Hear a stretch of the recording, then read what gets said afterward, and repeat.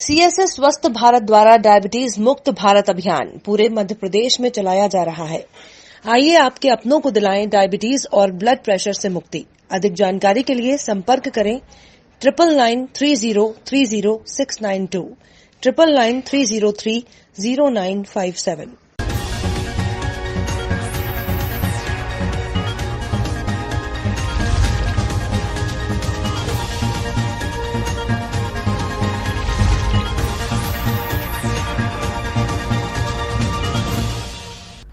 नई कटनी जंक्शन थाना क्षेत्र के गाताखेड़ा इलाके में एक युवती की लाश कुएं में तैरती पाई गई। कंट्रोल रूम में सूचना मिलने के बाद एनकेजे पुलिस ने मौके पर पहुंचकर युवती के शव को कुएं से बाहर निकाला और पंचनामा की कार्यवाही करने के बाद युवती की शिनाख्त करने की कोशिश की गई।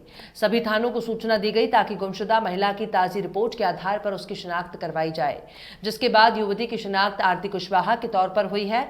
बताया जा रहा है कि आरती कुशवाहा की जून महीने में ही हीरवाड़ा में शादी हुई थी, लेकिन पति के साथ ज्यादा दिन नहीं रही और अपने मायके वापस चली गई। पुलिस के मुताबिक आरती का अपने जीजा के साथ संबंध था, जिसकी वजह से उसकी बड़ी बहन और जीजा के बीच भी अक्सर विवाद होता रहता था।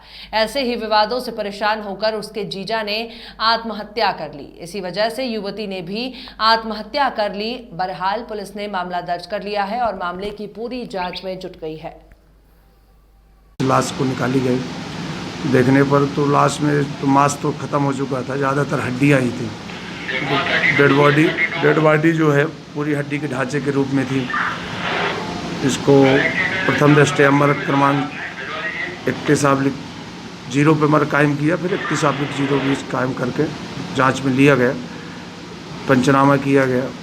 उसके उपरांत उसका फ़ोटो और ये सब लेकर के विभिन्न ग्रुपों में और अन्य सभी थानों में वायरल किया गया, गुम इंसान से मिलान किया गया। तो आज दिनांक को ये पता चला है कि ये ग्राम हिरवाड़ा की आरती पति बीरू कुशवाहा, जो कि अभी जून में ही शादी हुई थी इसकी मझगंवा बड़वारा क्षेत्र में।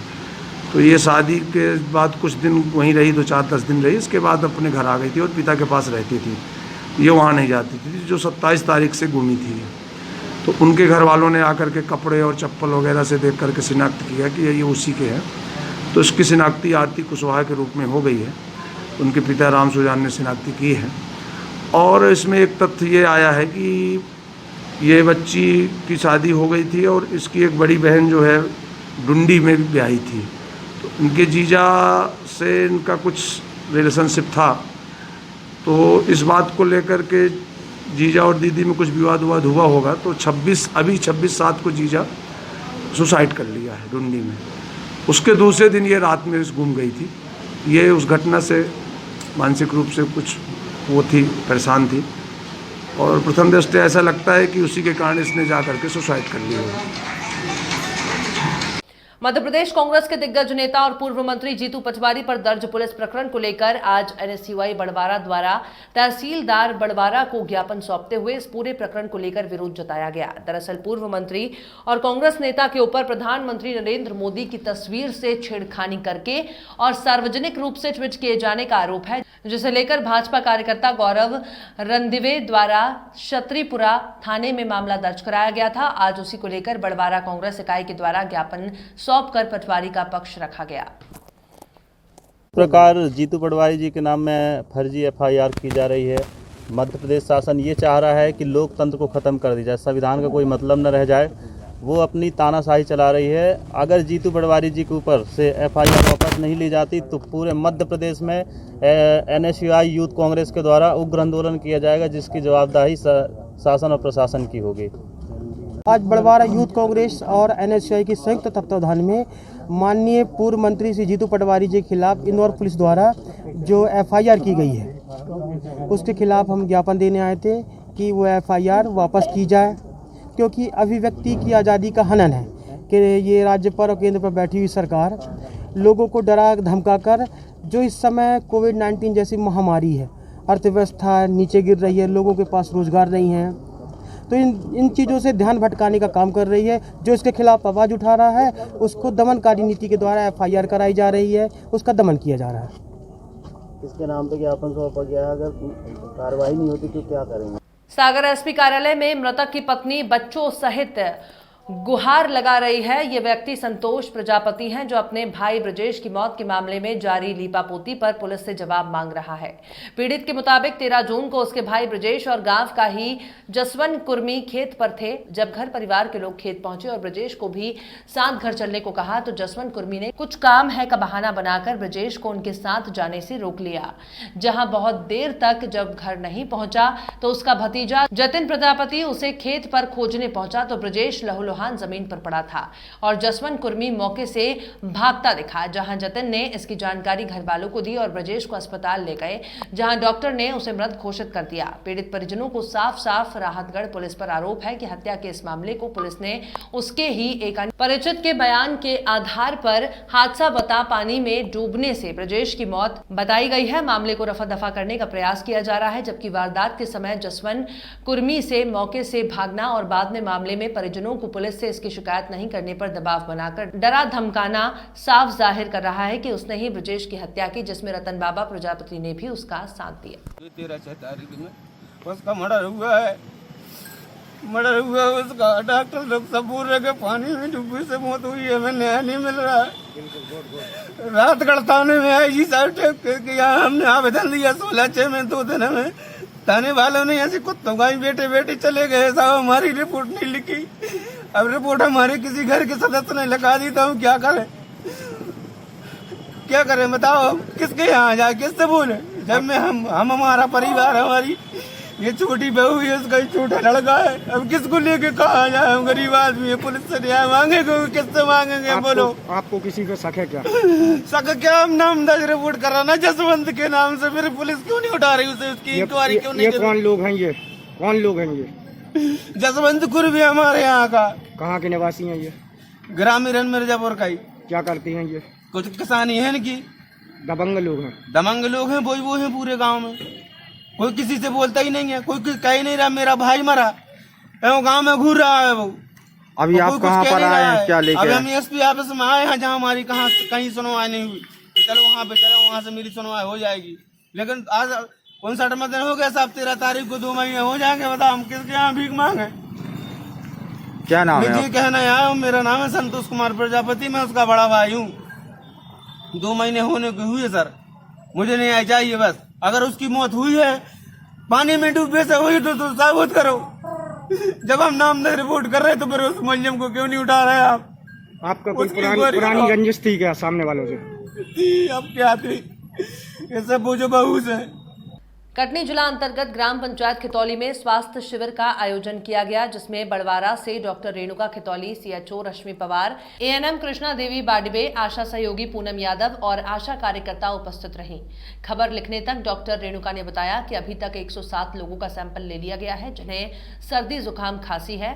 डॉक्टर रेणुका ने बताया कोरोना के मरीज मिलते रहेंगे तो इसी तरह शिविर लगाकर सैंपल एकत्रित किए जाएंगे। मैडम, आप मिडिल स्कूल खितौली में पहुंची हुई हैं जी। सबसे पहले मैं अपना परिचय बता देना चाहता हूं। मैं मिथिलेश त्रिपाठी, तहसील bureau chief, state today news से हूं जी। मैडम, आपका परिचय? मेरा नाम डॉक्टर रेणुका कुर्वत है, मैं सीएससी बड़वारा में पदस्थ हूँ जी। है ना। हमारी ड्यूटी लगी है कि कोरोना के जो कार्यक्रम चला था, सर्वे के दौरान जो भी सर्दी खांसी बुखार के मरीज निकले हैं तो उनका सैंपल कलेक्शन के लिए ड्यूटी लगी है। कोरोना के सैंपल के लिए हम लोग आज यहाँ पे आए बड़वारा से जी। मैडम, ये कब तक चलेगा ये कार्यक्रम? ये कार्यक्रम तो जब तक सर्वे में मरीज निकलते जाएंगे तब तक हम उनका सैंपल लेते जाना है। अच्छा मैडम, ये बीएमओ साहब भी आए बरही से अपने? क्या नहीं, बीएमओ साहब नहीं, उनकी फीवर क्लिनिक है तो वो अस्पताल में जो मरीज आ रहे हैं सर्दी खांसी बुखार, तो वो ये सैंपल वहाँ पे लिया जा रहा है। और जो गाँवों में सर्वे कर करके एएनएम हमारी आशा सहयोगिनी और मतलब सुपरवाइजर जो केस निकाल रहे हैं तो उनका सैंपल कलेक्शन के लिए हमारी टीम बड़वारा से आई है। अभी तक कितने लोगों का सैंपल होगा मैडम? सैंपल अभी टोटल 107 लोगों का हम ले चुके हैं। बहुत बहुत धन्यवाद मैडम। तहसील सलीमनाबाद के ग्राम हरदुआ में एक और 27 वर्षीय युवक कोरोना पॉजिटिव मिला। नायब तहसीलदार राजीव मिश्रा द्वारा बताया गया कि 27 वर्षीय युवक जो कि ग्राम हरदुआ का निवासी है और शहर में कई जगहों पर सफाई का कार्य करता है, विगत दिनों लक्षण पाए जाने पर जांच शिविर में युवक की सैंपलिंग की गई थी। जबलपुर में ICMR रिपोर्ट के मुताबिक युवक के पॉजिटिव होने की पुष्टि की गई। सूचना मिलते ही तहसीलदार राजीव मिश्रा, थाना प्रभारी CK तिवारी और पूरा स्वास्थ्य विभाग का अमला अपनी टीम के साथ युवक के घर पहुंचकर आसपास के एरिया को कंटेनमेंट जोन बनाते हुए पॉजिटिव युवक को उपचार के लिए जिला अस्पताल भिजवाया गया और परिवार के सभी सदस्यों को क्वारंटीन कर सभी लोगों की सैंपलिंग की जा रही है। साथ ही युवक के संपर्क में आए लोगों की जानकारी इकट्ठा की जा रही है। हुई थी अपने सलीमनाबाद अस्पताल में, उसमें से एक मरीज की रिपोर्ट अपन को कल 11 तारीख को शाम को पता चला कि पॉजिटिव आई है। उसका नाम अमित जमादार है और तो अपन ने उसको जो है एम्बुलेंस के माध्यम से कल रात करीब 4:30 बजे सुबह मतलब अपन को आई एम्बुलेंस, जो अपन ने रात भर से इंतज़ार किया था, तो उसको अपन ने जिला अस्पताल कटनी भिजवा दिया है। और उसके घर के 20 सदस्य हैं, तो ये पूरा जो अपन ने उनके घर को 3 रास्ते जाते हैं, तीनों को अपन ने बैरिकेड से लॉक कर दिया है। उनको जो भी ज़रूरत की चीज़ें हैं वो यहीं पे उनको मुहैया करा दी जाएगी। यहाँ पे अपन एक कंट्रोल रूम बनाए दे रहे हैं। उस कंट्रोल रूम में पटवारी GRS और कोटवार की ड्यूटी रहेगी। मतलब 24 घंटे अपने कोई ना कोई यहाँ पे रहेगा जो उनको देखेगा कि मतलब किसी प्रकार की कोई दिक्कत तो नहीं है। जो सामान की ज़रूरत है उनको अंदर ही, और एक पानी का टैंकर खड़ा करवा दिया गया है, क्योंकि ये लोग पानी बाहर हैंडपम्प से भर रहे थे, तो उनको पानी यहीं पे उपलब्ध हो जाए, उनको कहीं जाना ना पड़े, ये अपन कर रहे हैं। अभी 14 तारीख को इनकी सैंपलिंग करवा देंगे, क्योंकि जो मेन जो अपना पॉजिटिव आया है उसकी जिस दिन लेते हैं सैंपलिंग, उससे 6वें दिन अपन लेते हैं परिवार की, तो 14 तारीख को सैंपलिंग उनकी कराएंगे। अगर इनकी रिपोर्ट नेगेटिव आती है तो ये फ्री हो जाएगी। सर, इनकी कॉन्टैक्ट हिस्ट्री का कुछ पता चल रहा है? कॉन्टैक्ट हिस्ट्री अब बाहर की तो ऐसा समझ में आ नहीं रहा है। हाँ, ये जो लड़का था ये और इनका परिवार साफ़ सफाई का काम करते थे कई जगह, जैसे पेट्रोल पंप में भी साफ़ सफाई करते थे, तो वो एक कहीं से हो सकता है। अभी और अपन इंक्वायरी कर रहे हैं, हो सकता है कुछ अपन को पता चले बाहरी कि किसी के संपर्क में आए होंगे। तो ये जो घर घर इनका जाना है, ये मे भी एक कॉज हो सकता है। ठीक, ओके, थैंक यू। संपूर्ण टीकमगढ़ जिले की पंचायतों में मजदूरों को कोरोना से ज्यादा प्रशासनिक अनदेखी और लापरवाही का शिकार होना पड़ रहा है, जिसकी वजह से मजदूर, आदिवासी, ग्रामवासी खुले आसमान में रहने और भूखे मरने की स्थिति झेलने को मजबूर हैं। इससे भी खराब स्थिति पलेरा जनपद की ग्राम पंचायत लारोन की है, क्योंकि ग्राम लारोन की सचिव भगवती अहिरवार अपने महिला होने का भरपूर फायदा उठाते हुए पंचायत में रहने की बजाय पलेरा मुख्यालय पर निवास बनाए हैं और घर से पंचायत चलाने का कार्य कर रही हैं, जिसकी वजह से पंचायत वासियों को पात्रता के आधार पर न तो शासकीय योजनाओं का लाभ मिल रहा है और न ही पात्र लोगों को आवास मिल रहे हैं। उक्त महिला सचिव के खिलाफ सरपंच किशोरी यादव की शिकायतें भी की गई, लेकिन प्रशासनिक अधिकारी चुप्पी साधे हैं। लारोन पंचायत में विकास कार्यों को भी फर्जीवाड़ा कर मस्टर रोल में फर्जी मजदूरी दिखाकर किया जा रहा है, जिससे मात्र मजदूरों को कार्य न मिलने की वजह से आर्थिक तंगी का सामना करना पड़ रहा है।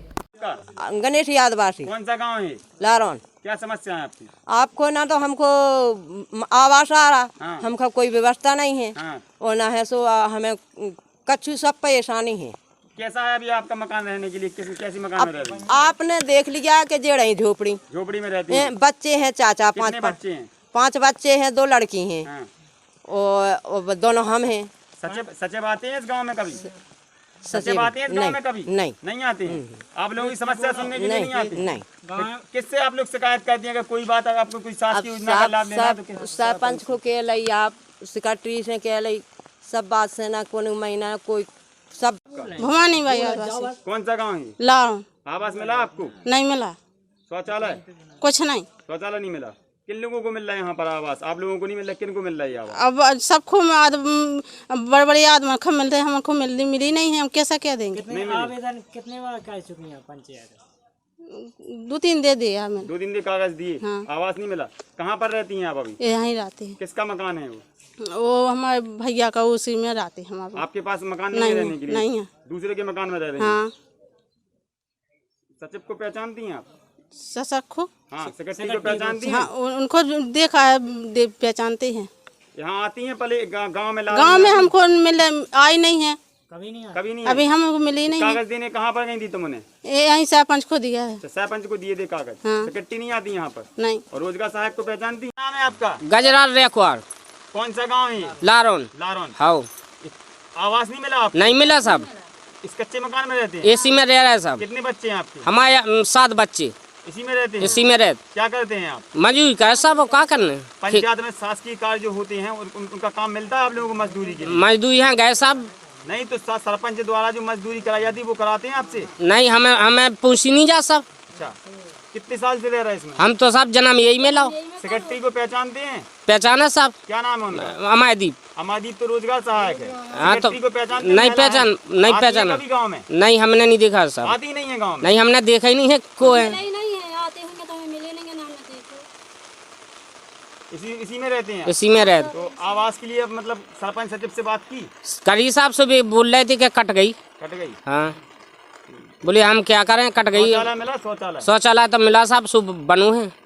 आवास नहीं मिला? आवास नहीं मिलू। कितने सालों से परेशान है? अब वो तो जिंदगी ने कर गई साहब। सेक्रेटरी नहीं आते इसलिए आप लोग परेशान है गाँव में? और क्या नाम है आपका?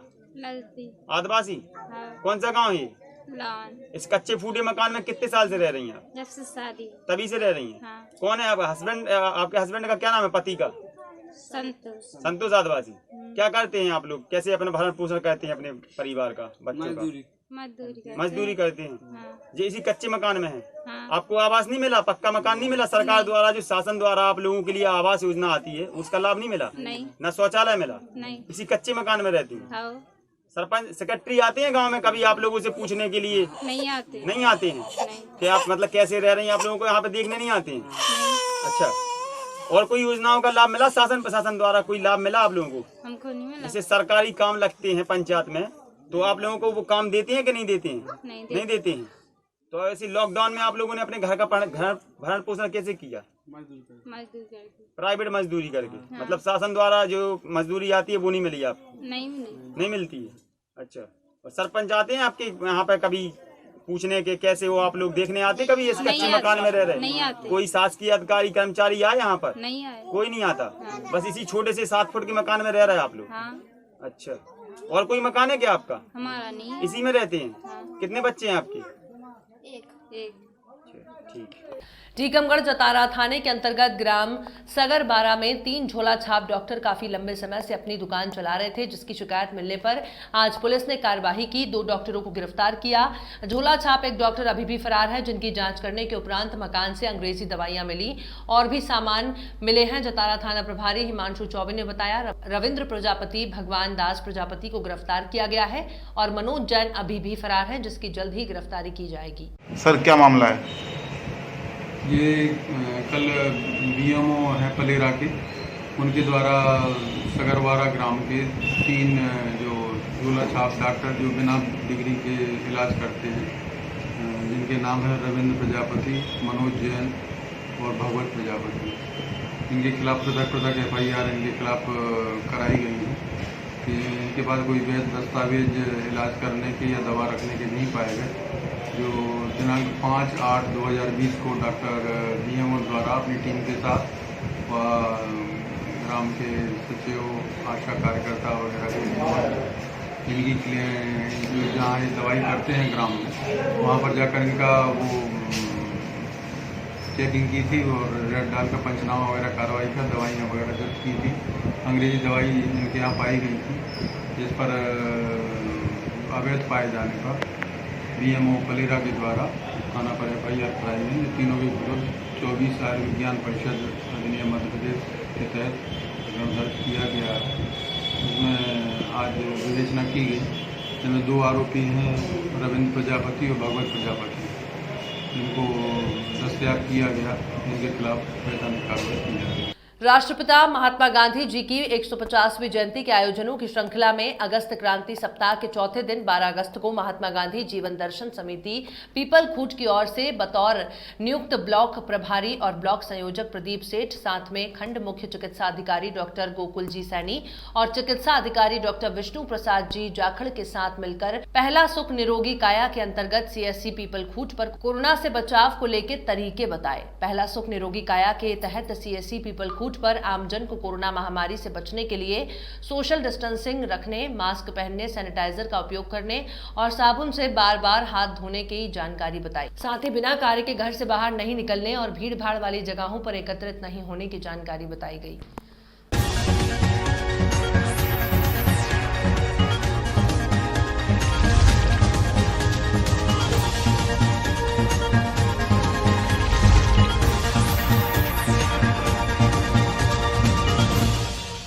सीएसए स्वस्थ भारत द्वारा डायबिटीज मुक्त भारत अभियान पूरे मध्य प्रदेश में चलाया जा रहा है।